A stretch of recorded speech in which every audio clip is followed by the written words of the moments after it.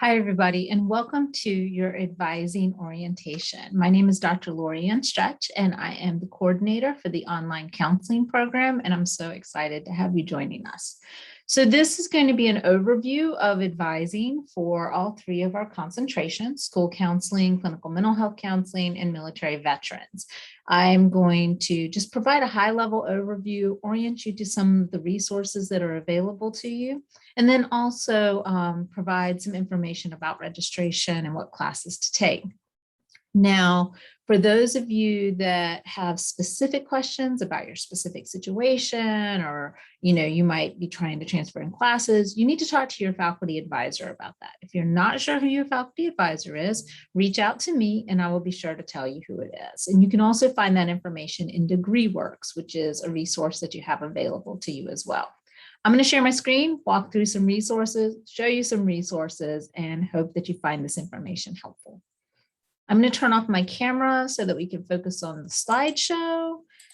So let's get started. All right, so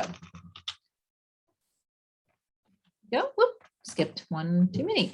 So today we're going to talk about the program office, do some introductions to your faculty, provide some tips, and go over course advising and DegreeWorks. And we won't have time for a Q&A, but you are happy to email me or your faculty advisor with questions.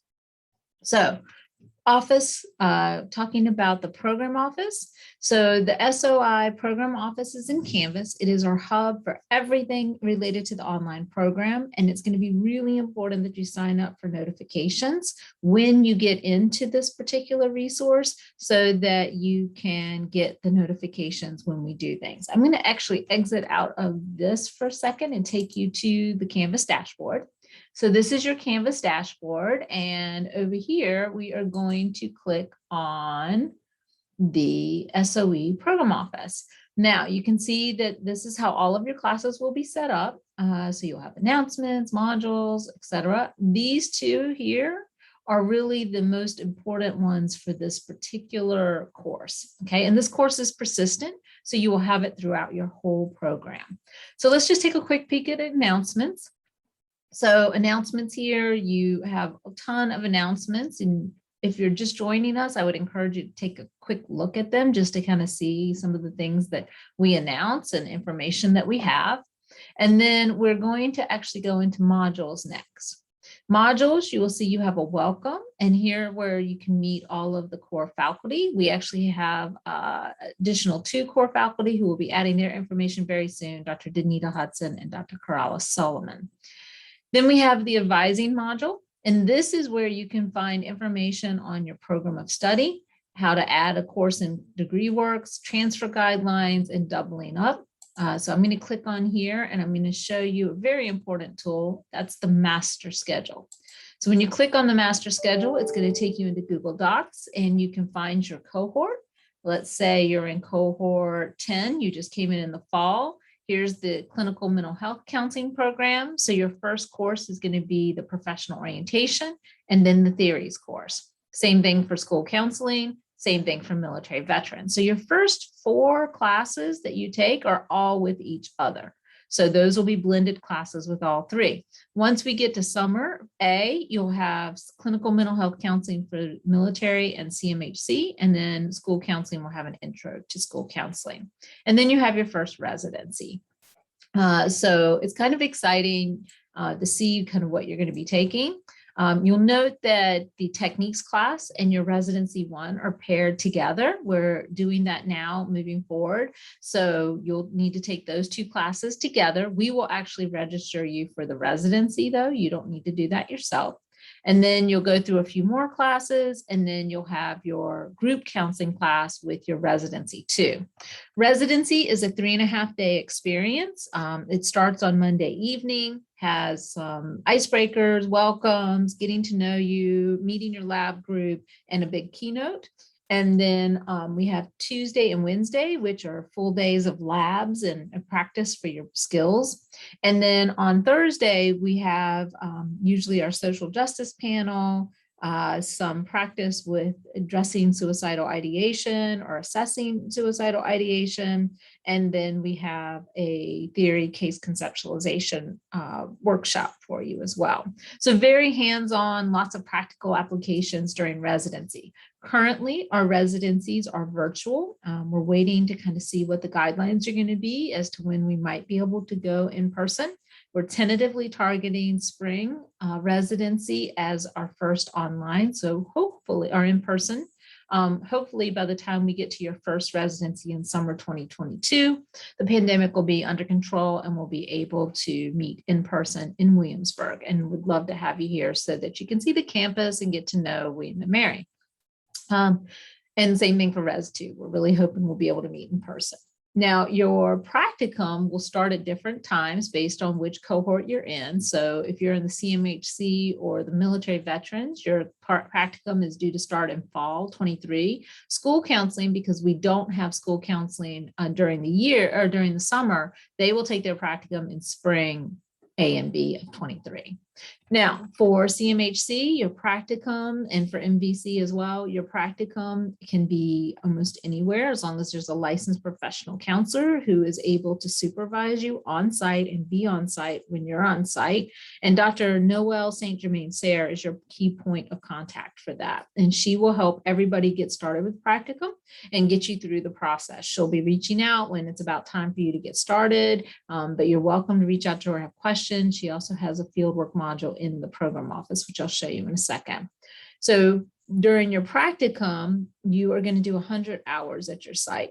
If you're in school counseling, you'll be at either a elementary, a middle, or a high school. You'll rotate through all 3 levels during your practicum and internship. But during practicum, everybody completes 100 hours on site. You'll have a synchronous class that you need to attend either weekly or bi-weekly.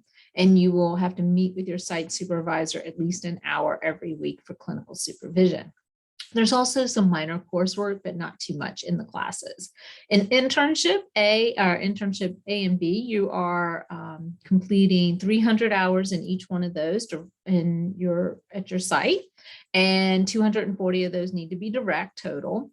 And you can also apply to participate if you're in CMHC or MVC. In the Fletcher Center has a telehealth version. So you can actually engage in telehealth and use that as part of your practicum and possibly part of your internship. You do have to have some on-ground experience at some point during that. For school counseling, you need to be in the schools. So we don't have that telehealth option. So you need to be in elementary, middle, and high school throughout the course of your practice. So that's a little quick overview of the internship. So let's go back to the program office. So the master schedule is right here. You just find your cohort and it tells you how to do it. You can also access degree works and step-by-step instructions on how to set up your program office. We try to keep these program clear, up to date. So you can also check your cohort here as well. So I hope that information is helpful. Let's go back to our modules. So in our modules, we've had advising, there's community involvement, there's curriculum. This is where you can find your books. I maintain the book list here. And then we also have ethics. Here's the fieldwork modules with lots of great information about fieldwork, policies and procedures, including professionalism in your class, which we require everybody read at least once when they start. Some research information. Here's where you can find tips and tricks and dates about residency, the social justice dashboard, our student ambassadors, our student handbook, a student orientation, resources, and then we also keep archives of our town halls here as well. You'll note that we do have also a YouTube channel for the W&M Online Counseling, and that's a great place to keep up with events and things that we record. So that's a little bit about the program office. So going back to the PowerPoint now. Like I said, do make sure you sign up for notifications in your Canvas profile so that you can get those announcements. You can do it on a weekly basis or on a daily basis. And you just go to account and you can get your notifications. You can also view course notifications here. Okay. Check your email daily. We are required to use your William and Mary email. So it's really important that you keep your William and Mary email up to date and you're checking that on a regular basis. Make sure you're getting the program office announcements. Also pay attention to the calendar feature and that you have calendars.